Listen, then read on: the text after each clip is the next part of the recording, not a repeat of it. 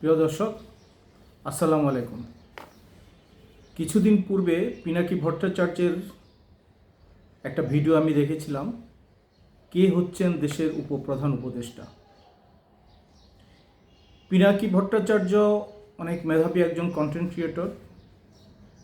আমি যে কজনের ভিডিও দেখি তার মধ্যে উনি অন্যতম, এবং ওনার প্রতি আমি ব্যক্তিগতভাবে এবং দলীয়ভাবে কৃতজ্ঞ এই জন্য যে ফেসিবাদ সরকারের পতনের এক দফা আন্দোলনে উনি মানুষকে অনেক ইন্সপায়ার করেছিল আন্দোলনে, এবং ওনার তথ্যভিত্তিক ভিডিওগুলি মানুষকে অনেক উৎস উদ্দীপনা জাগিয়েছিল, দৃঢ় মনোবল সৃষ্টি করেছিল শেখ হাসিনা পতন আন্দোলনে সম্পৃক্ত হতে।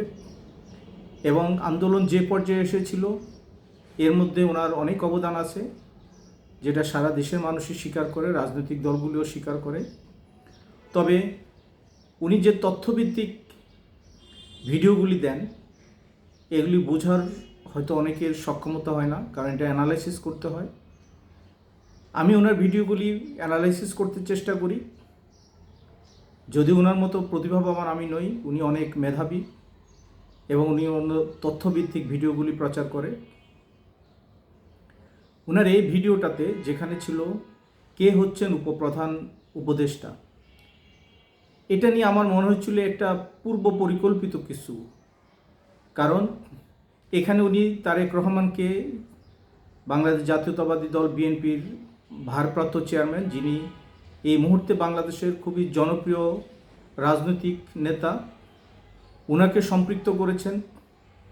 এবং এটাকে আমি পূর্ব পরিকল্পিত করছি এই জন্যই যে সামনে যখন 15.5 বছর একটা ফেসিস্ট সরকার পর একটা সামনে নির্বাচনের রাস্তা খুলেছে, তখন জনাব তারেক রহমানকে যদি উপপ্রধান উপদেষ্টা করা হয় এবং উনি যদি সরকারি কাজের সঙ্গে সম্পৃক্ত হয়ে যান, তাহলে নিশ্চয়ই উনি দলীয় সময় দিতে পারবেন না দলীয় কর্মকাণ্ডে।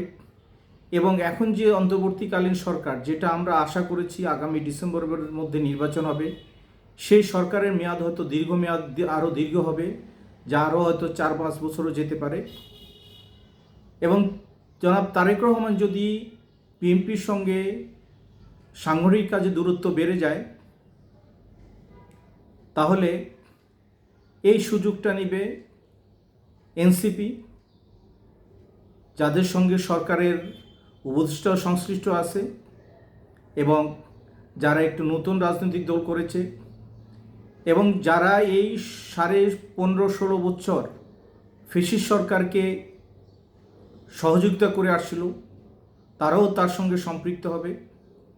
এবং আমি এটাও মনে করি যে যখন নির্বাচন হবে 3-4 বছর পরে, তখন তো নিশ্চয়ই এখন যে আমাদের সংবিধান, সেই সংবিধান অনুযায়ী জনাব তারেক রহমান নির্বাচন করতে পারবেন না। তাহলে এই সংবিধানকে বা আইনকে একটু অ্যামেন্ডমেন্ট করতে হবে, করে ওনাকে সরকারি পদে থেকে বা সরকারি পদ ছেড়ে নির্বাচন করতে হবে। তখন যদি আমাদের আজকের এই প্রধান উপদেষ্টা প্রফেসর ডক্টর মোহাম্মদ ইউনূস যদি নির্বাচন করার ইচ্ছা প্রকাশ করেন, উনিও কিন্তু তখন নির্বাচন করতে পারবেন। এবং আমরা এই দৃঢ়ভাবে বিশ্বাস করি, যদি ডক্টর মোহাম্মদ ইউনূস নির্বাচন করেন, তাহলে নিশ্চয়ই ইনি এনসিপি থেকেই নির্বাচন করবেন। কারণ যারা এনসিপি করেছে তারাই কিন্তু এই প্রধান উপদেষ্টা ডক্টর মোহাম্মদ ইউনূসকে প্রস্তাব দিয়েছিল, যদিও সঠিক প্রস্তাব ছিল। এবং এই প্রস্তাবকে বাংলাদেশের সকল মানুষ, সকল রাজনৈতিক দল সমর্থন করেছিল।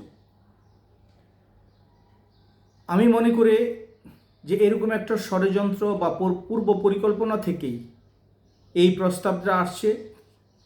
এটা শুধু যে আমাদের জনপ্রিয় কন্টেন্ট ক্রিয়েটর পিনাকি ভট্টাচার্যের মাথা থেকে আসছে তা না, এটা অন্য কোথাও থেকেও আসতে পারে।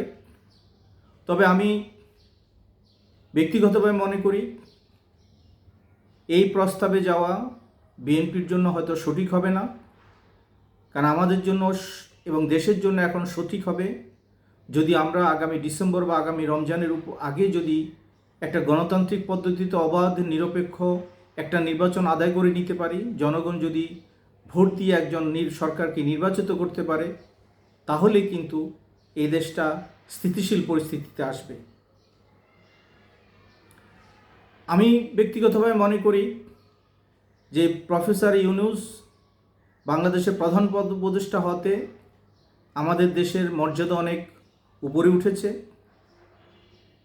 এবং আমি প্রস্তাব করব যে আগামী নির্বাচনের পরে যখন প্রেসিডেন্ট পরিবর্তনের সময় আসবে, তখন যেন বাংলাদেশের সর্বজন শ্রদ্ধাভাজন এবং সারা বিশ্বে সমাদৃত প্রফেসর মোহাম্মদ ইউনূস, যিনি এখন মহামান্য উপদেষ্টা, ওনাকে যেন রাষ্ট্রপতি হিসেবে মনোনীত করা হয়। ধন্যবাদ সবাইকে। আসসালামু আলাইকুম।